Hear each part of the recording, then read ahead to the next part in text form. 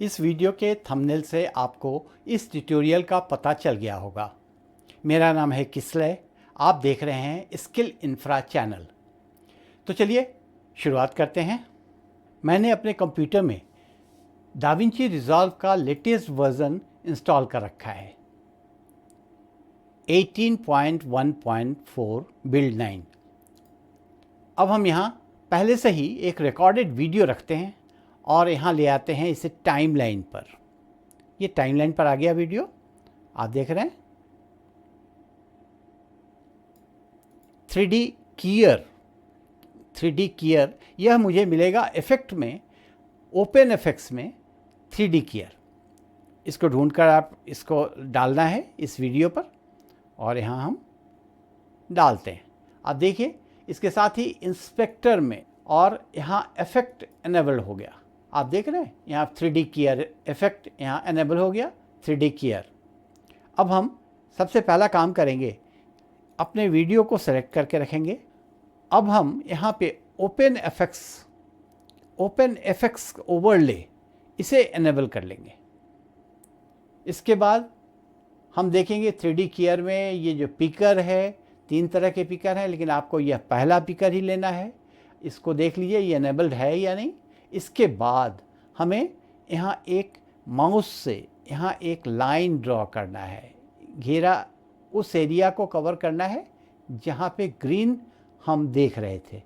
आप देखिए ये तमाम हमने कर दिया और ये देखिए हमारा क्रोमा की हो गया, लेकिन यह अभी अधूरा है। इसमें आप खास कर देख रहे होंगे जो हमारे इमेज हैं, इमेज का जो एरिया है वो मेन इमेज का, वो देखिए ग्रीनिश दिख रहा है। इसे ग्रीनिश नहीं होना चाहिए। इसको हटाने के लिए हमारे पास में एक और टूल है, बिहेवियर ऑप्शंस में जाइए।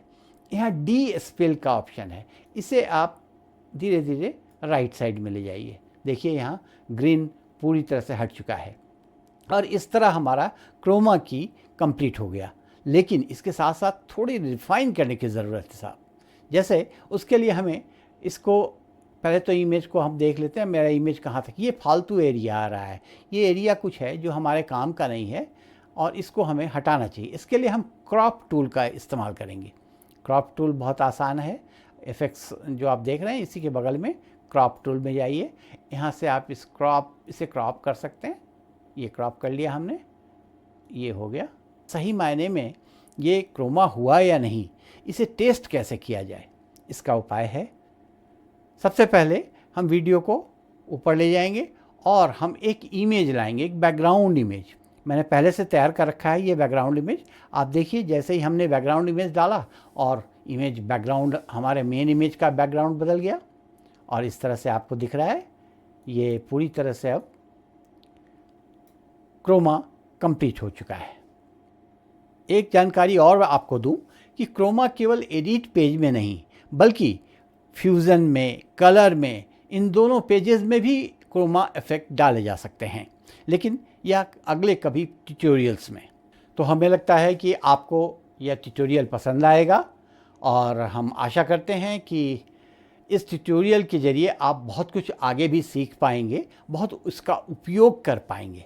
अगर पसंद आया है हमारा वीडियो तो इसे लाइक कीजिए, अपने मित्रों से शेयर कीजिए। ऐसे बहुत सारे वीडियोस आपको देखने को मिलेंगे।